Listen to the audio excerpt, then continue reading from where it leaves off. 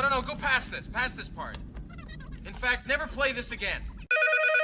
Hello and thank you for calling the Apocalypse Survival Helpline. So that we may redirect your call appropriately, please select from one of the following options.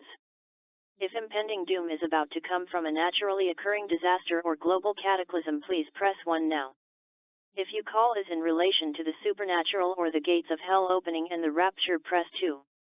If you are under the threat of or currently experiencing an invasion from an alien armada, species, or interdimensional beings, press 3.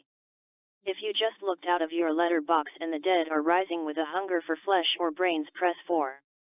Alternatively, if the end of days has been caused by a singularity event or time paradox, the results of which could cause a chain reaction that would unravel the very fabric of the space-time continuum and time itself is running out, please hold and we shall transfer you to an advisor as soon as one becomes available.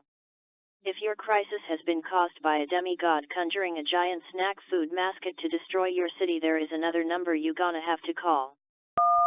Hello and thank you for calling the Apocalypse Helpline. Just to let you know that calls may be recorded for training purposes. Now, thank you for holding. How may I help you today? Run! It's Godzilla! Okay, well thank you for calling, slightly dubbed caller. There are several solutions to this. Now, you could try nuking them, you could send the military in, helicopters, jets, anything like that works. However, the last time a caller did do this, the planes, the jets and the tanks looked more like toys against the kaiju than they did actual military hardware. But remember to make sure that the military don't actually cause more damage and destruction than the actual kaiju you're trying to stop. Or what I'm going to suggest is, first of all, have you tried potentially capturing Godzilla on a suspension bridge in New York? Maybe put some fish out. Now remember, you're going to need a lot of fish and you're going to need a strange scientist with a last name you can't pronounce. And don't forget, you're going to need some help from the French Secret Service. It's not a very good idea. Let's try the new one. Let's write a new idea for stopping Godzilla and other monsters.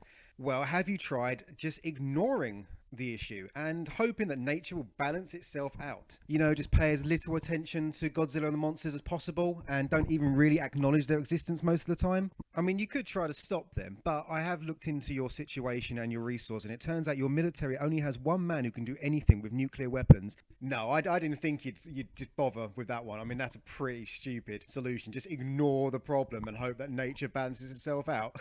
Come on. Okay, so those initial ideas aren't actually going to work out for you. Just a quick question. Your local zoo doesn't happen to have an 80-foot gorilla hanging around, does it? No? Oh, okay. My personal favourite, this is one we recommend. You take a 1980s action game toy and you turn it into a giant kaiju defense system. That's right. You need to get rock'em sock'em robots the size of skyscrapers to beat down on these monsters. Now remember, part of this plan requires the rock'em sock'em robots to have randomly cool kick-ass names. That is a must. And that, in my personal opinion, is the only way to survive a kaiju attack. Thank you for calling the Apocalypse Helpline. I hope I was of service today, and although your world is coming to an end, have a great day.